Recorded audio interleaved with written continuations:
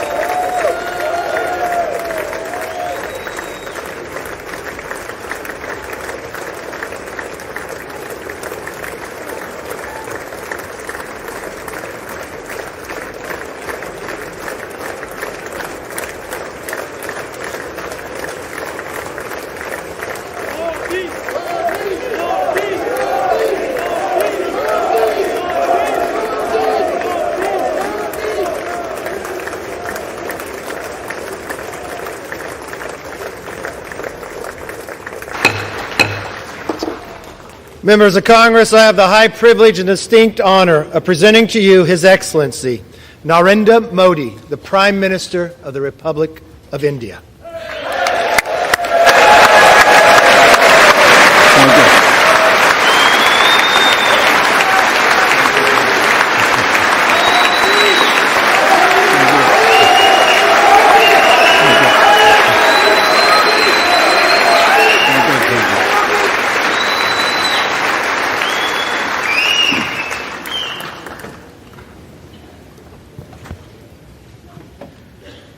Mr. Speaker,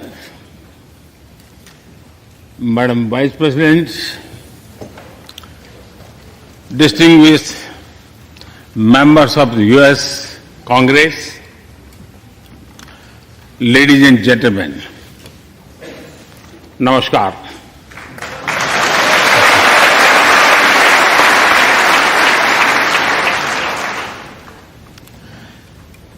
It is always a great honor to address the United States Congress.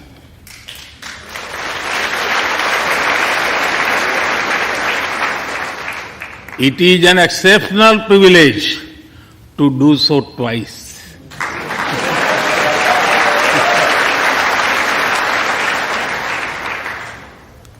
For this honor, I extend my deepest gratitude on behalf of the 1.4 billion people of India.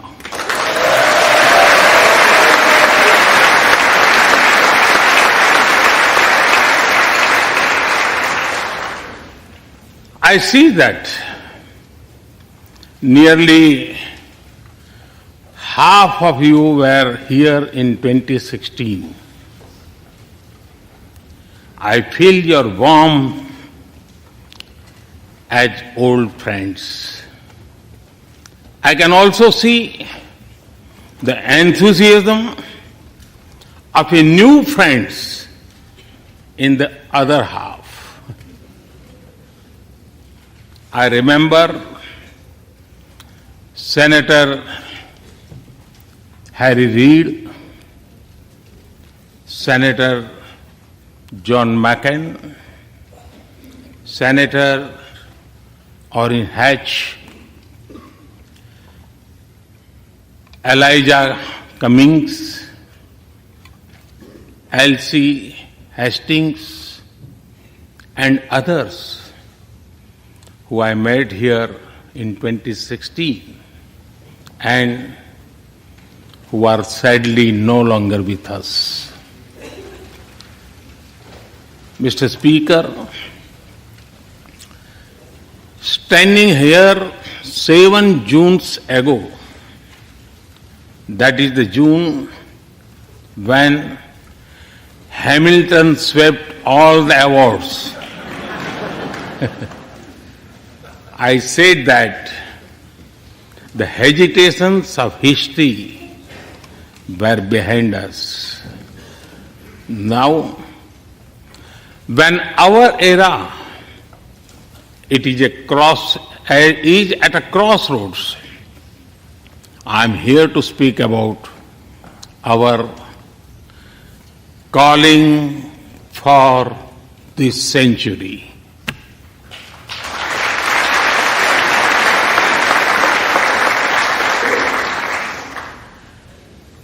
Through the long and widening road that we have traveled, we have made the test of friendship. A lot has changed since I came here 7 summers ago. But a lot has remained the same, like our commitment to deepen the friendship between India and the United States.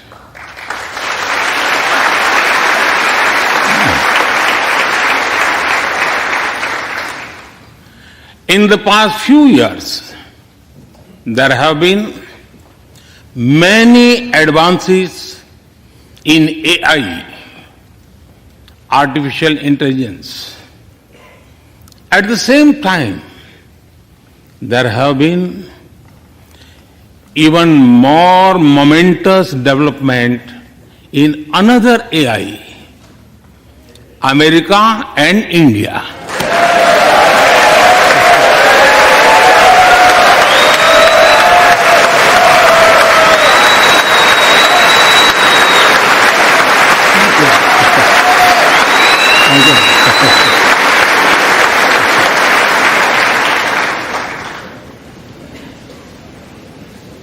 Mr. Speaker and distinguished members, the beauty of democracy is the constant connect with the people, to listen to them and feel their pulse. And I know this takes a lot of time, energy, effort, and travel. It is a Thursday afternoon, a fly-out day for some of you. So I am grateful for your time. I also know how busy you have been this last month. Being a citizen of a vibrant democracy, myself, I can admit one thing, Mr. Speaker, you have a tough job.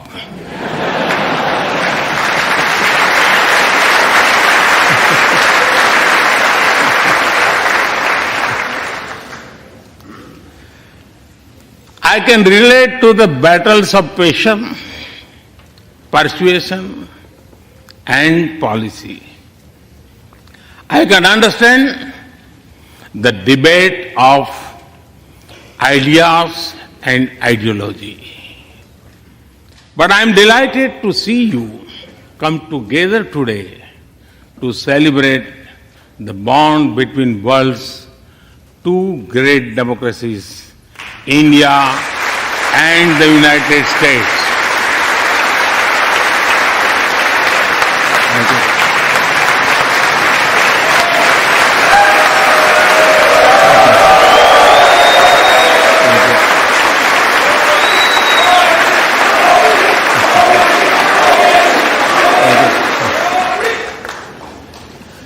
I'm happy to help out. I'm happy to help out whenever you need a strong bipartisan consensus.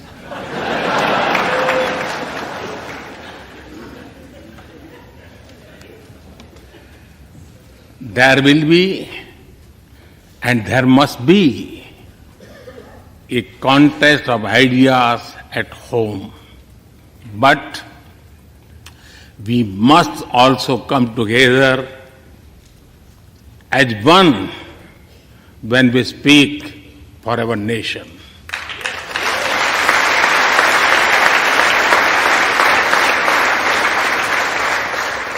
And you have shown that you can do it.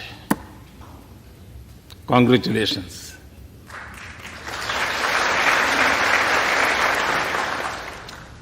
Mr. Speaker, the foundation of America was inspired by the vision of a nation of equal people.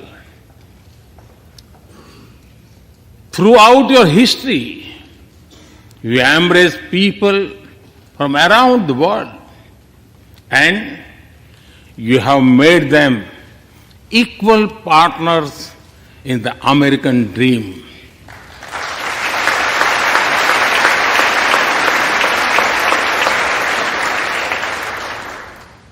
There are millions here who have roots in India. Some of them sit proudly in this chamber.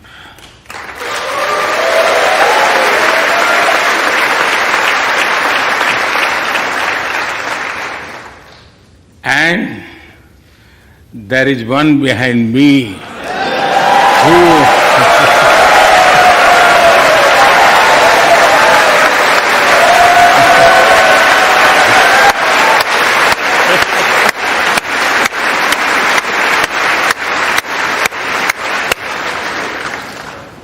who had made history.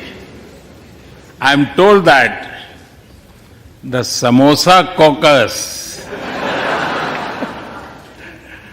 is now the flavor of the house. I hope it grows and brings the full diversity of Indian cuisine here.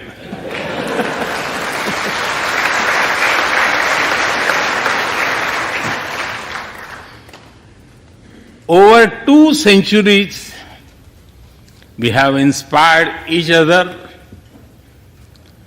through the lives of great Americans and Indians.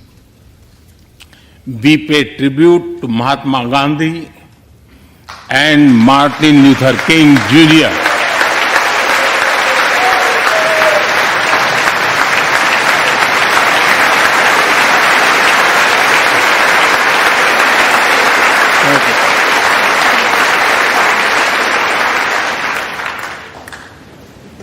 We also remember many others who work for liberty, equality, and justice.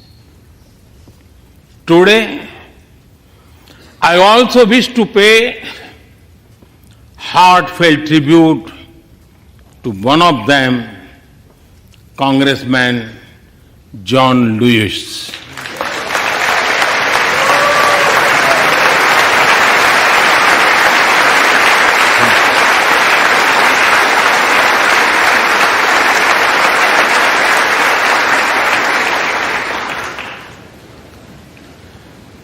Mr. Speaker,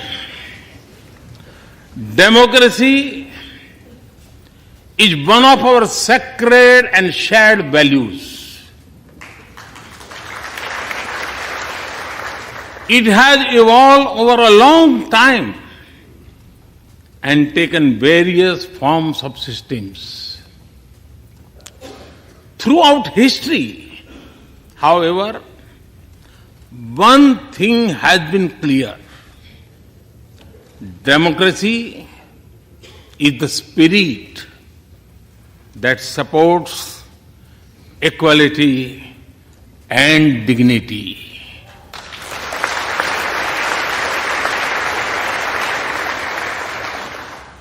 Democracy is the idea that welcomes debate and discourse. Democracy is the culture that gives wings to thought and expression. India is blessed to have such values from times immemorial. In the evolution of the democratic spirit, India is the mother of democracy.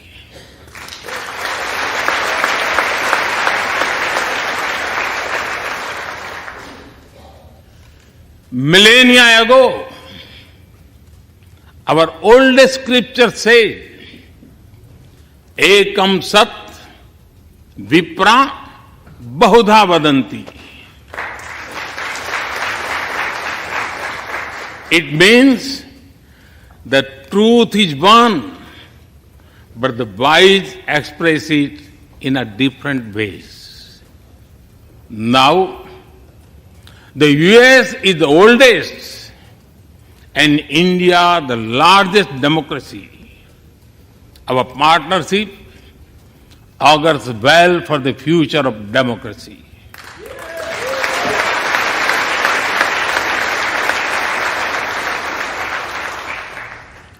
Together, we shall give a better future to the world and a better world to the future.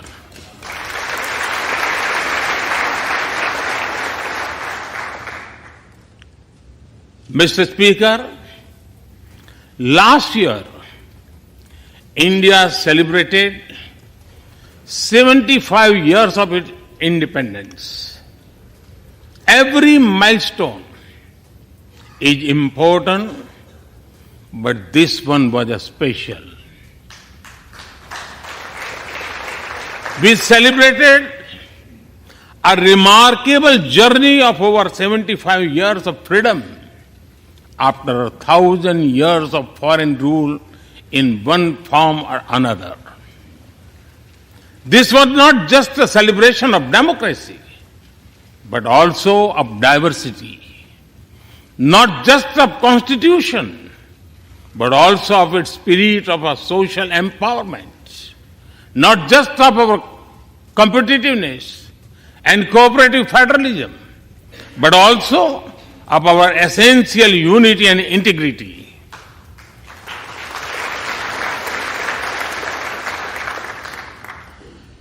We have over 2,500 political parties.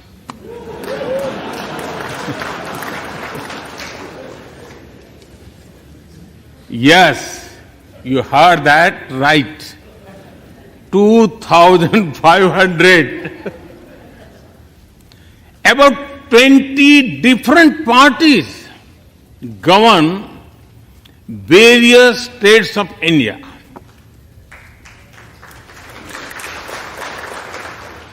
We have 22 official languages and thousands of dialects, and yet we speak in one voice.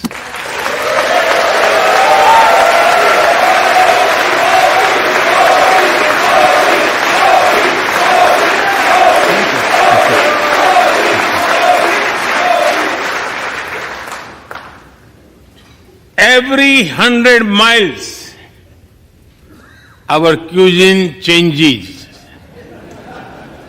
from dosa to aloo paratha, and from Srikhand to Sandesh. We enjoy all of this. We are home to all faiths in the world, and we celebrate all of them.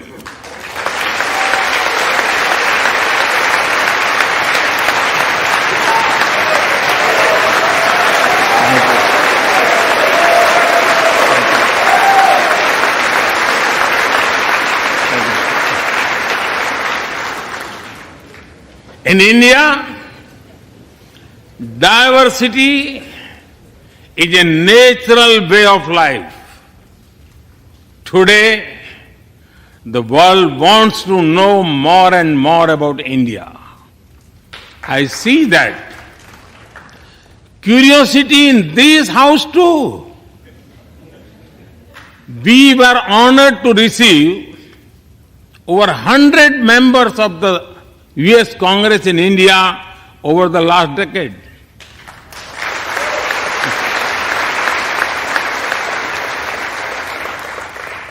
Everyone wants to understand India's development, democracy and diversity. Everyone wants to know what India is doing right and how. Among close friends, I am happy to share the same.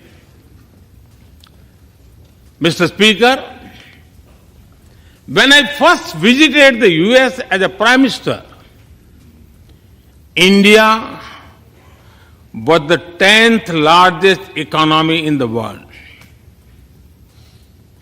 10th. Today, India is the 5th largest economy.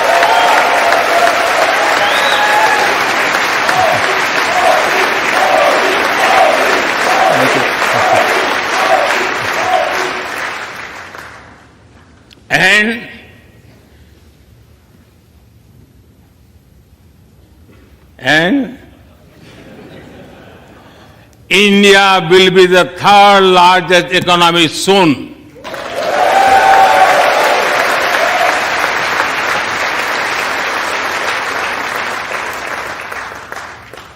We are not only growing bigger, but we are also growing faster.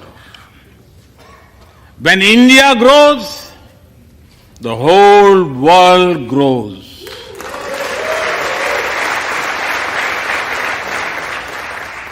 After all, we are 1/6 of the world's population. In the last century, when India won its freedom, it inspired many other countries to free themselves from colonial rule.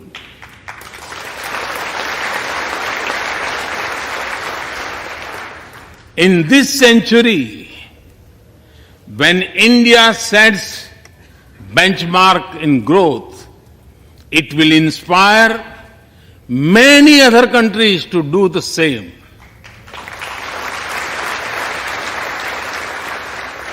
Our vision is सबका साथ, सबका विकास, सबका विश्वास, सबका प्रयास. It means together for everyone's growth, with everyone's trust and everyone's efforts. Let me share with you how this vision is translating into action with speed and scale. We are focusing on infrastructure development. We have given nearly 40 million homes to provide shelter to over 150 million people.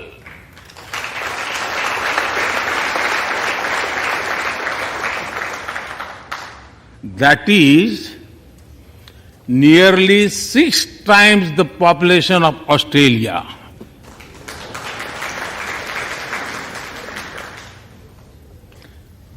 We run a national health insurance program that ensures free medical treatment for about 500 million people.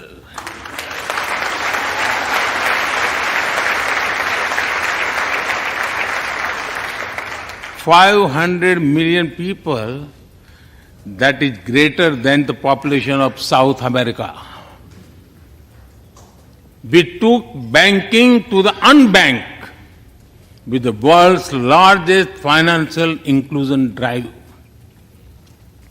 Nearly 500 million people benefited. This is close to the population of North America. We have worked on building Digital India. Today, there are more than 850 million smartphones and internet users in the country.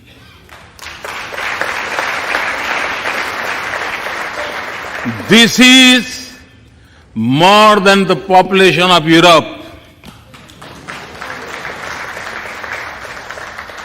We protected our people with 2.2 billion doses of made in India COVID vaccines.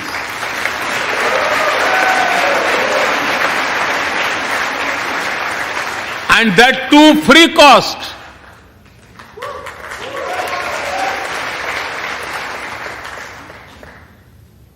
I may be running out of continent soon, so I will stop here. Distinguished members, the Vedas are one of the world's oldest scriptures. They are a great treasure of humanity composed thousands of years ago. Back then, women sages composed many verses in these Vedas.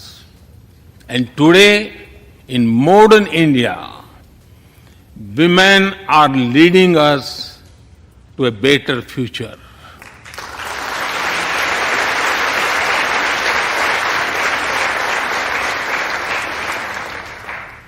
India's vision is not just of development which benefits women.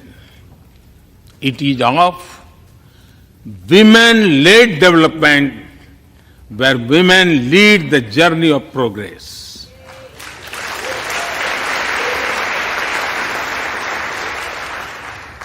A woman has risen from a humble tribal background to be our head of states.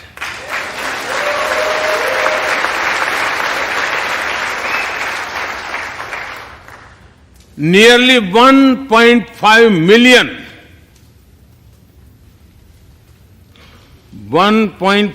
million elected women lead us at various levels. And that is of local governments. Today, women serve our country in the Army, Navy, and Air Force. India also has the highest percentage of women airline pilots in the world.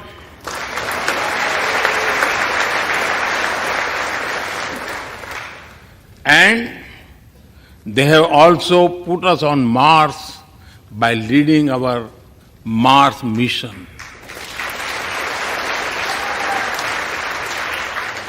I believe that investigating in a girl child lifts up the entire family. Empowering women transforms the nation.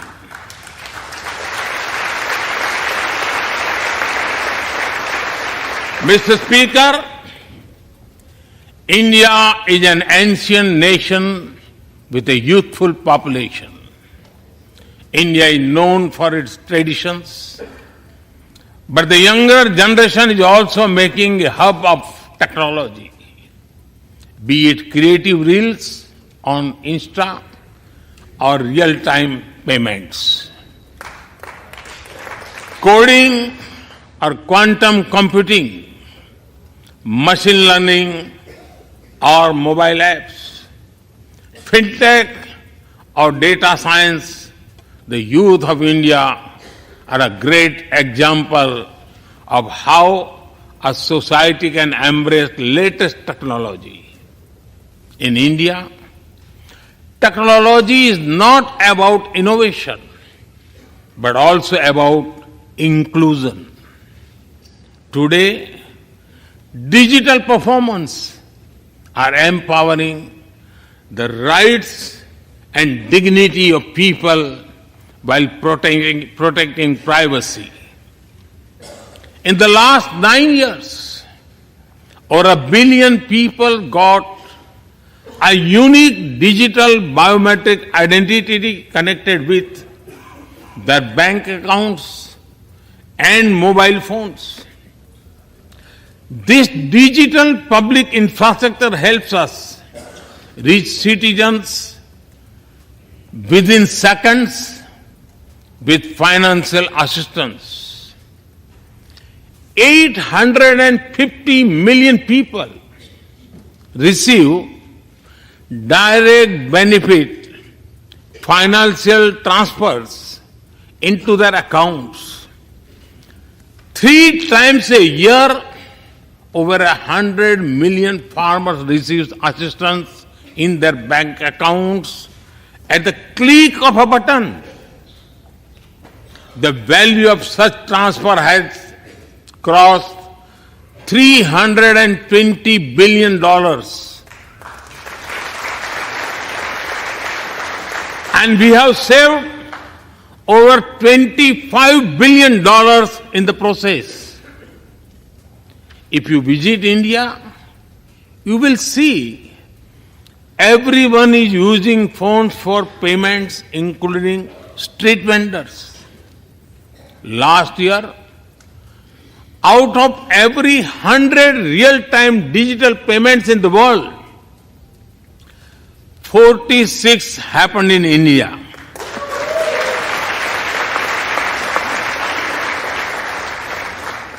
Nearly 400,000 miles of optical fiber cables and cheap data have ushered in a revolution of opportunities. Farmers check weather updates, the elderly get social security payments, students access scholarships, doctors deliver telemedicine, fishermen check fishing grounds, and small businesses get loans with just a tap on their phones. Mr. Speaker, a spirit of democracy, inclusion, and sustainability defines us. It also shapes our outlook to the world. India grows while being responsible about our planet. We believe, Mata Bhumihi Putro Aham Prithviya. This means the earth is our mother and we are her children. Indian culture deeply respects the environment and our planet.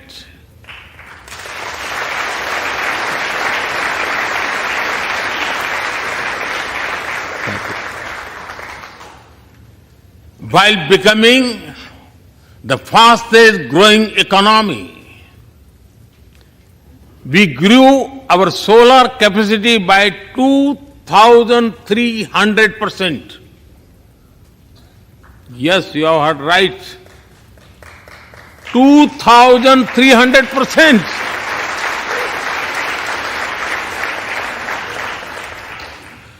We became the only only G20 country to meet its Paris commitment.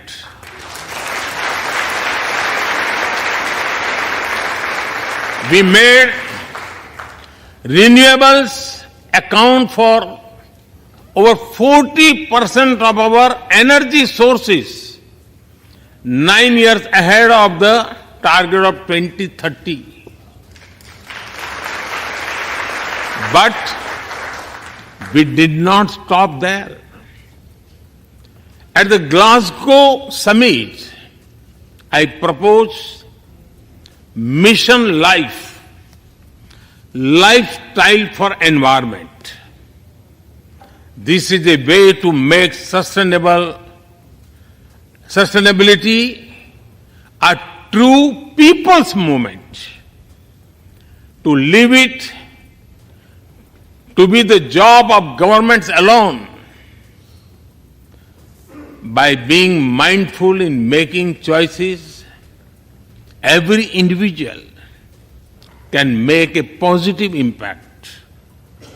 Making sustainability a mass movement, we help the world reach the net zero target faster. Our vision is pro-planet progress. Our vision is pro-planet prosperity. Our vision is pro-planet people.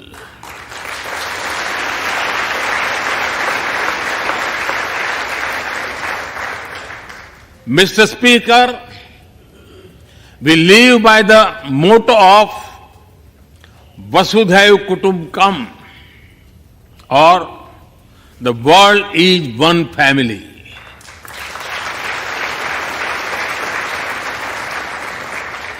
Our engagement with the world is for everyone's benefit. The one sun, one world, one grid seek to join us. All is connecting the world with clean energy.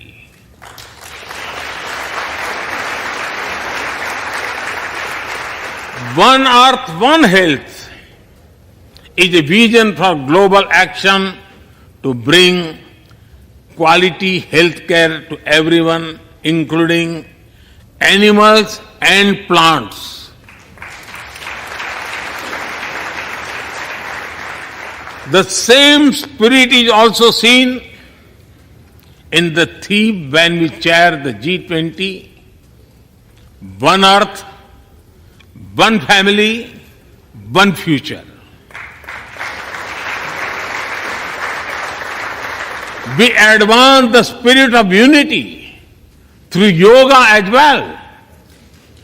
Just yesterday, the whole world came together to celebrate the International Day of Yoga.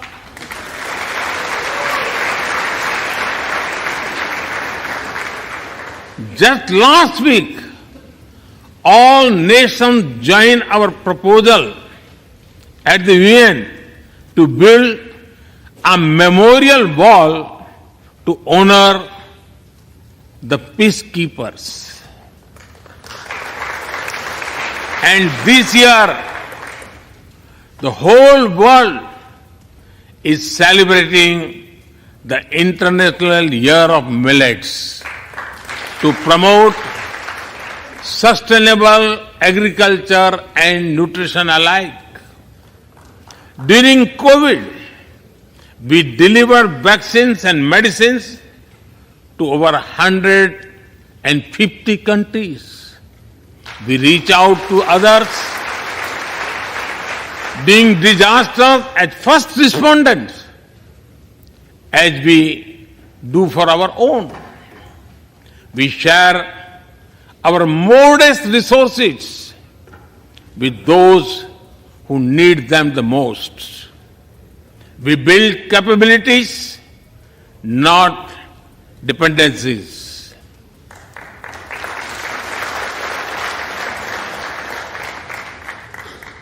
Mr. Speaker, when I speak about India's approach to the world, the United States occupy a special place. I know. Our relations are of great importance to all of you. Every member of this Congress has a deep interest in it. When defense and aerospace in India grow, industries in the state of Washington, Arizona, Georgia, Alabama, South Carolina, and Pennsylvania thrive.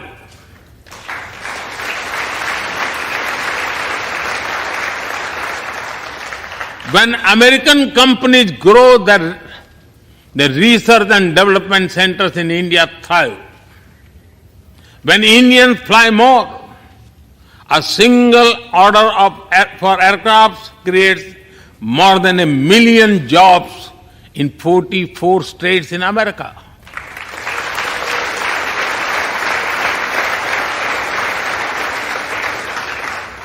When an American phone makers invest in India, it creates an entire ecosystem of jobs and opportunities in both countries. When India and US work together on semiconductors and critical minerals, it helps the world in making supply chains more diverse, resilient, and reliable.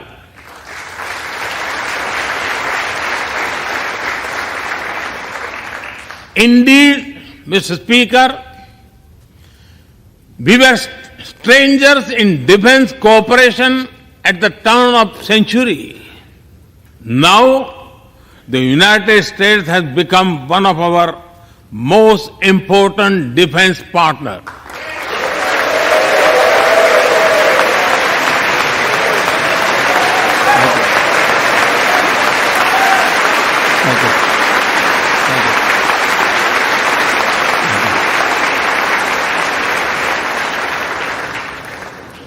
Today, India and the US are working together in space and in the seas, in science and in semiconductors, in startups and sustainability, in tech and in trade, in farming and in finance, in art and artificial intelligence, in energy and education, in healthcare and humanitarian efforts. I can go on and go on, but to sum up it, I would say the scope of our cooperation is endless. The potential of our synergies is limitless, and the chemistry in our relations is effortless.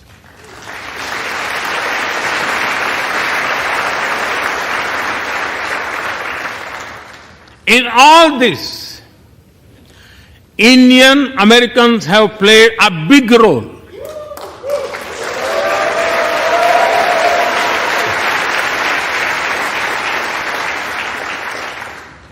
They are brilliant in every field, not just in spelling bee.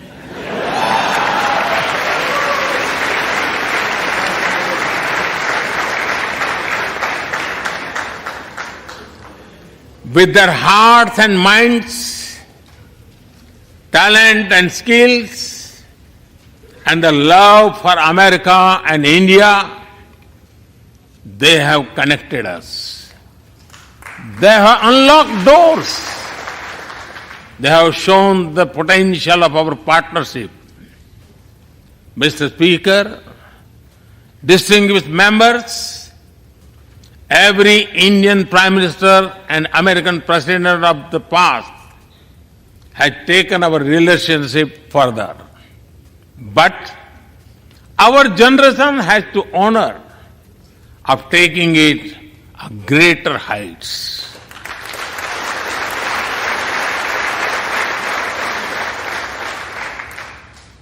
I agree with President Biden that this is a defining partnership of this country. Because it serves a larger purpose. Democracy, demography, and destiny give us the purpose. One consequence of globalization has been to cover over concentration of supply chains. We will work together to diversify, decentralize, and democratize supply chains.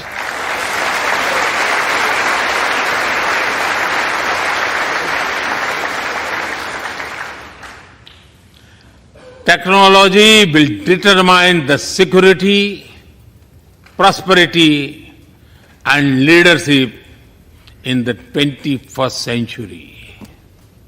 That is why our two countries established a new initiative for critical and emerging technologies. Our knowledge partnership will serve humanity and seek solutions to the global challenges of climate change, hunger, and health. Mr. Speaker and distinguished members, the last few years have seen deeply disruptive developments. With the Ukraine conflict, war has returned to Europe. It is causing great pain in the region.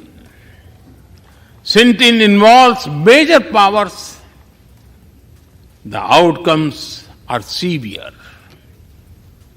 Countries of the global south have been particularly affected.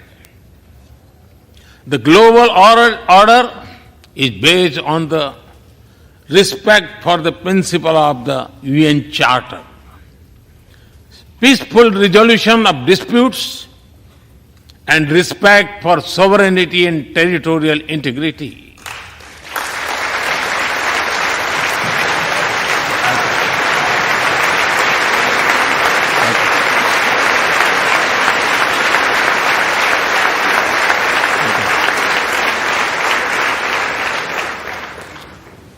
As I have said directly and publicly,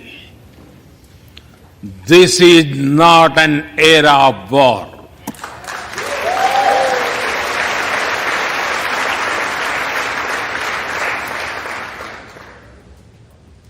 But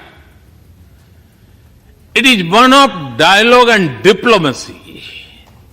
And we all must do what we can to stop the bloodshed and human suffering.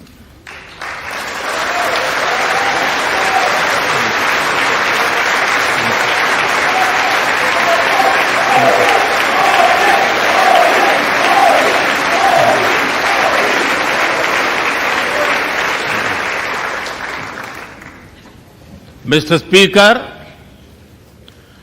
the dark clouds of coercion and confrontation are casting their shadow in the Indo-Pacific. The stability of the region has become one of the central concerns of our partnership. We share a vision of a free, open, and inclusive Indo-Pacific.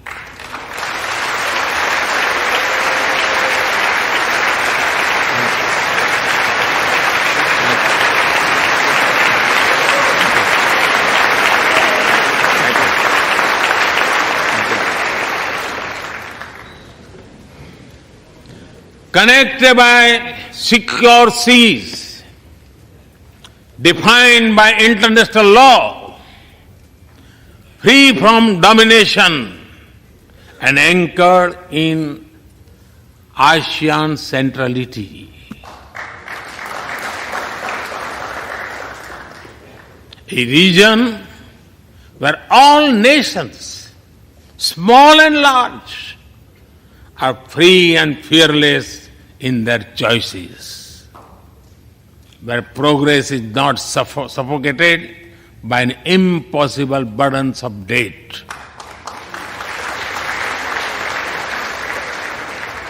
Where connectivity is not leveraged for strategic purposes, where all nations are lifted by the high tide of shared prosperity.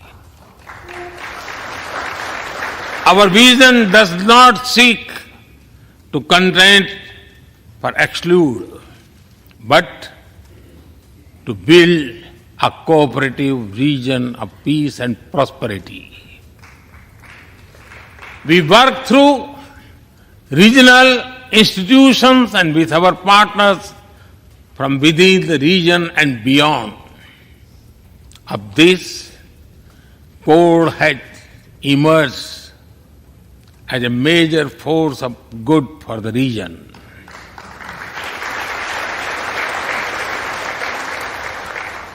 Mr. Speaker, more than 2 decades after 9/11 and more than a decade after 26/11 in Mumbai, radicalism and terrorism still remain a pressing danger for the whole world. These ideologies keep taking new identity and forms, but their intentions are the same. Terrorism is an enemy of humanity, and there can be no ifs and buts in dealing with it.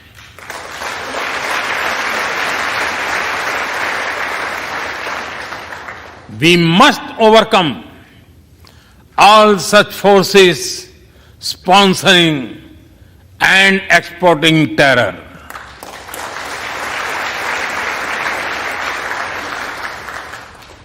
Mr. Speaker, COVID-19's biggest impact was the human loss and suffering it caused. I wish to remember Congressman Ron Wright and the staff members who lost their lives to COVID. As we emerge out of the pandemic, we must give shape to a new world order. Consideration, care, and concern are the need of the hour. Giving a voice to the global south is the way forward. That is why I firmly believe that the African Union be given full membership of G20.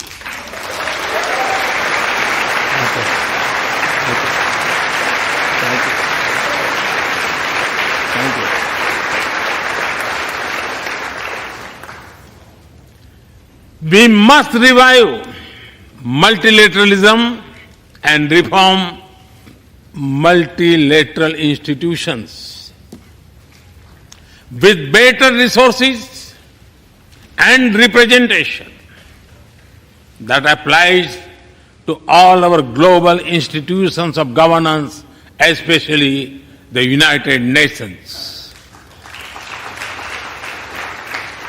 When the world has changed, our institutions too must change, or risk getting replaced by a world of rivalries without rules. In working for a new world order based on international law, our two countries will be at the forefront as partners.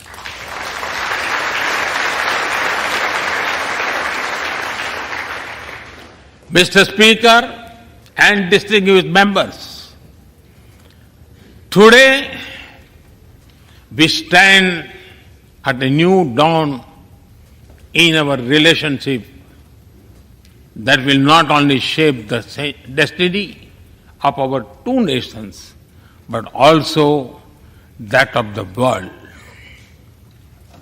As the young American poet Amanda Gorman has expressed, when day comes, we step out of the shade, aflame and unafraid. The new dawn blooms as we free it. For there is always light if only we are brave enough to see it.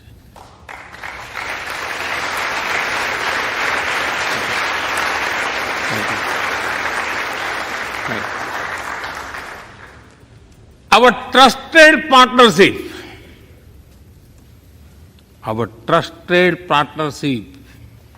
is like the sun in this new dawn that will spread light all around.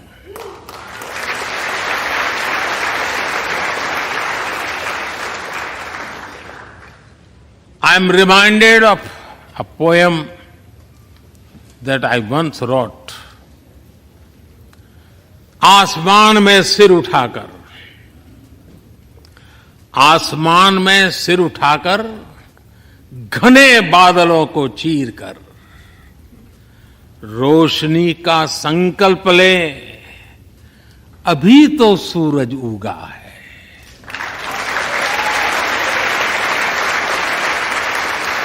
अभी तो सूरज उगा है।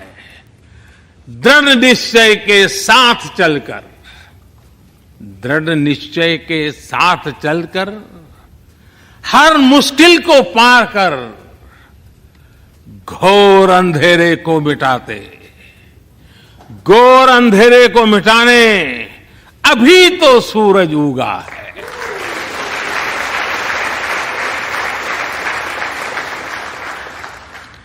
If I were to say it in English, it would be rising its head in the skies, piercing through the dense clouds with the promise of light. The sun has just risen, armed with a deep resolve, overcoming all the odds to dispel the forces of darkness. The sun has just risen.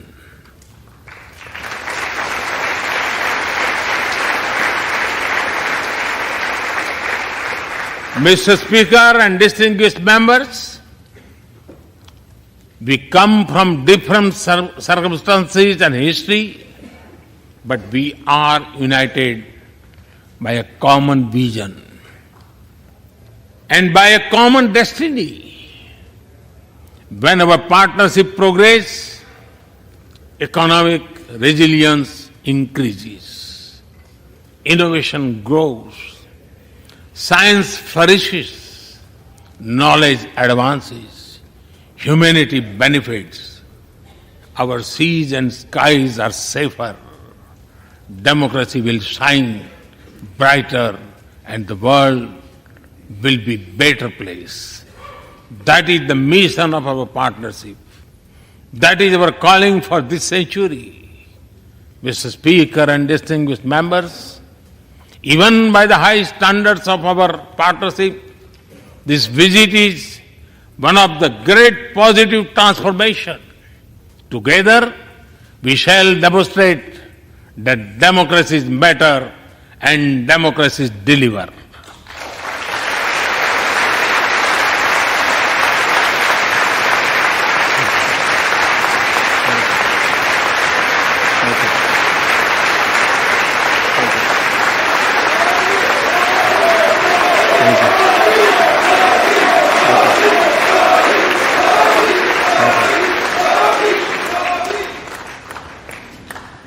I count on your continued support to the India-US partnership.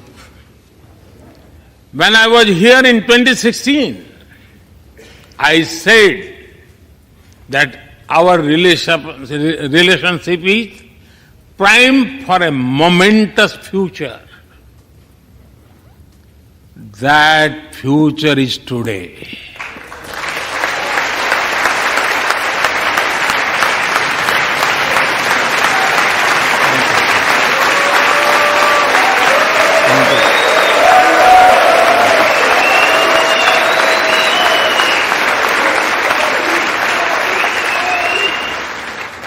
Thank you once again, Mr. Speaker, Madam Vice President, and the distinguished members of this honor. God bless America. Jai Hind. Long live India-US friendship. Thank you.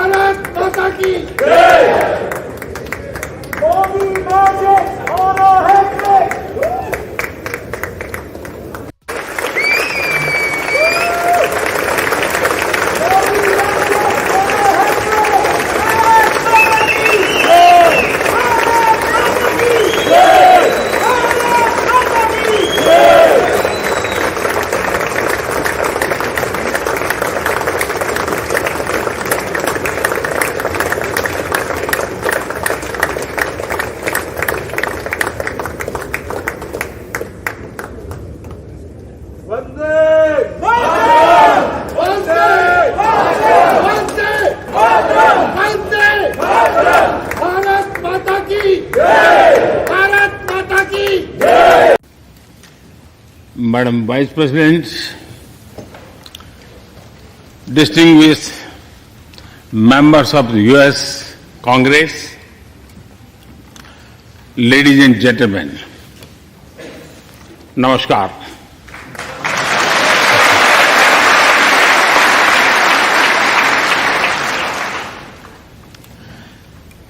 It is always a great honor to address the United States Congress.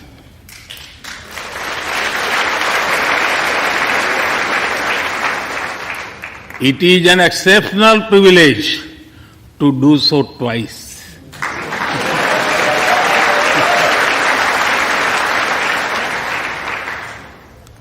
For this honor, I extend my deepest gratitude on behalf of the 1.4 billion people of India.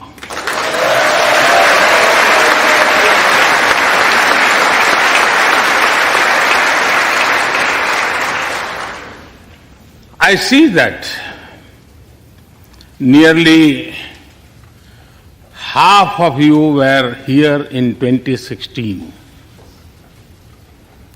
I feel your warmth as old friends. I can also see the enthusiasm of a new friends in the other half. I remember Senator Harry Reid, Senator John McCain, Senator Orrin Hatch, Elijah Cummings,